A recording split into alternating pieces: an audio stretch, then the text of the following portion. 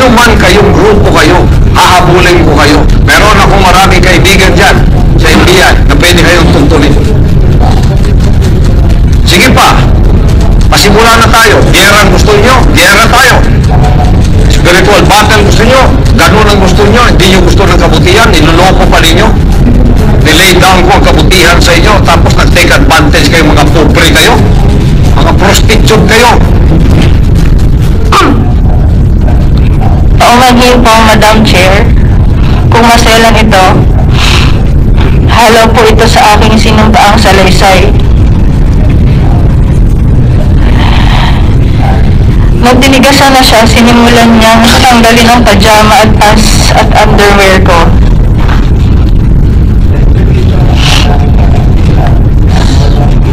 Sinipsip na ang dibdib ko, tinanggal din niya ang pajama pants at brief niya na nanginginig na ang katawan ko sa takot at nakatitig lang ako sa kisame. Pinipigilan ko na lang ang mga luha ko dahil sobra akong nagulat at walang magawa. Umalis ka dyan sa court mo. Kung ayaw mo yung kondisyon ko, umalis ka dyan. Magpili ka ng lugar, magdebate tayo. Yung neutral, tapos i-televise natin.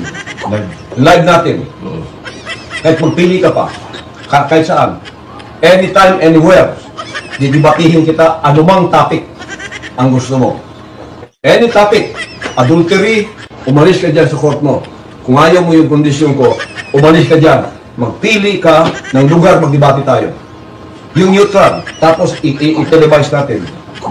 Live natin. Kahit magpili ka pa, kahit saan.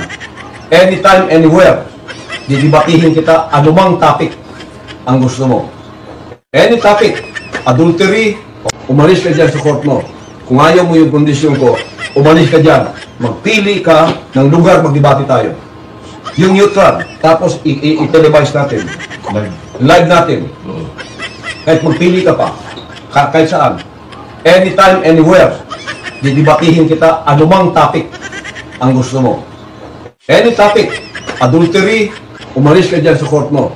Kung ayaw mo yung kondisyon ko, umalis ka dyan. Magpili ka ng lugar, magdebate tayo.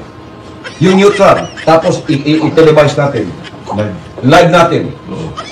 Kahit magpili ka pa, kahit saan. Anytime, anywhere. Didibatihin kita anumang topic ang gusto mo. Any topic. Adultery, umalis ka dyan sa court mo. Kung ayaw mo yung kondisyon ko, umalis ka dyan.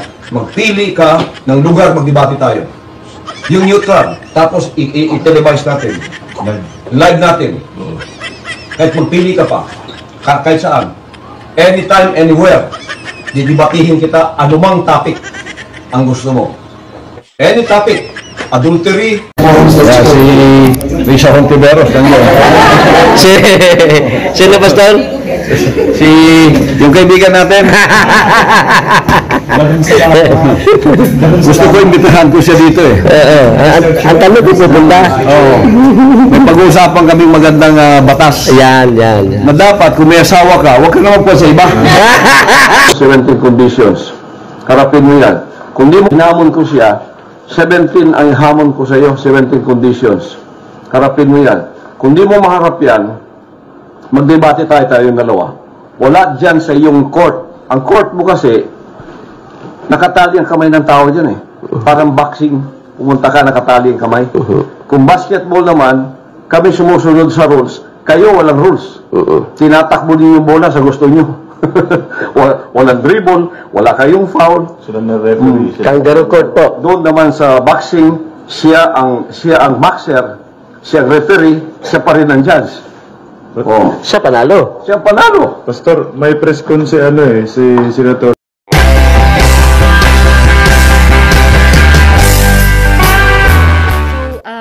Ire-resume po ng Senate Committee on Women, Children, Family Relations, and Gender Equality ang pagdinig namin kay Apollo Kibuloy sa Miyerkules 23 nitong Oktubre, higit kalahating taon mula nung kami nag-suspend sa oras ng alas 10 ng umaga.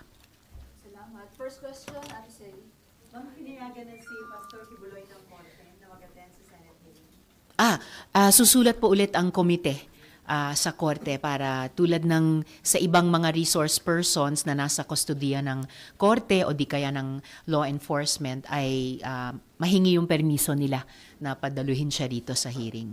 Ano ba yung inaasahang mangyayari sa hearing? Maghaharap sila ng mga witnesses against yung mga complainant. Yes. May ilan po sa mga victim survivors na nakapagtestigo na haharap at may mga bago pa kaming mga victim survivors na hahabulin din ang kahit kapirasong hustisya dun man lang sa paraan ng pag-confront sa dati nilang leader. Ilan po yung mga bago na? Hindi ko pa masabi yung exact number pero over the past 7 months na nag-suspend kami, may mga nag-reach out din sa opisina ko at sa aming komite dahil nasubaybayan din nila yung mga naunang mga pagdinig at nasubaybayan nila yung pagtestigo ng mga kapwa nilang victim survivors. And then, comment nyo nga sa plea deal ni Marisa Duenas. Kung gusto, pwede kong basahin. No? Kung gusto nyo, pwede kong basahin yung naging statement ko tungkol doon kay Marisa Duenas na nag-strike ng plea deal sa US government. So, sa loob at labas ng bansa, palapit na ng palapit ang araw ng pagkamit ng hustisya para sa mga biktima ng krimen ni Apollo Quiboloy. The plea deal by Marisa Duenas, a reported long-trusted administrator of the Kingdom of Jesus Christ with U.S. authorities, is a significant step towards securing accountability for Quiboloy's disturbingly long list of crimes here and abroad, which includes sexual abuse of minors, qualified human trafficking, child abuse, and others. As chair of the Senate Committee on Women, Children, Family Relations, and Gender Equality, I also hope that Ms. Duenas, given her position in KOJC, would be open to participating in our continuing investigation on the various allegations of abuses and criminal acts by Quiboloy. Sana tulad ni Ms. Duenas ay makipagtulungan na sa ating otoridad ang iba pang kapwa-akusado ni Quiboloy. Sana ay pakinggan nila ang kanilang konsensya at isiwalat na ang buong katotohanan at ang lahat ng kanilang nalalaman.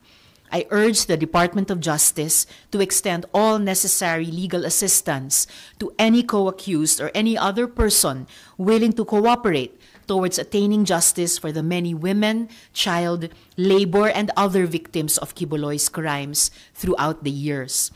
Dapat managot si Apollo Quiboloy at ang kanyang mga kasabwat sa kanilang pang-aabuso sa kababaihan, kabataan, at iba pang vulnerableng miyembro ng lipunan. Invited siya sa hearing on October 23 and nag-express siya ng intention na mag-participate sa hearing. Sa pagkaalam ko, hindi pa siya nag-express ng intention na mag-cooperate, pero pag-uusapan namin sa komite kung pwede nga namin siyang imbitahin given the circumstances. At susulat na po kami sa korte sa susunod na linggo. And then last question from my end. Ma'am, doon sa inyong naging executive session with Alice Gool last Wednesday? Tuesday? Tuesday po. May bago ba na na-share na information na si Alice Gool, naging worth it naman po yung more than 1 hour nyo na executive session with Alice? More than 1 hour nga eh. Pero hindi pa rin completely worth it. Hindi pa rin sulit na sulit. Dahil wala rin masyadong maraming bago. May ilan na mga kapirasong sinusubukan pa naming i-follow up in open hearing. So no more executive session with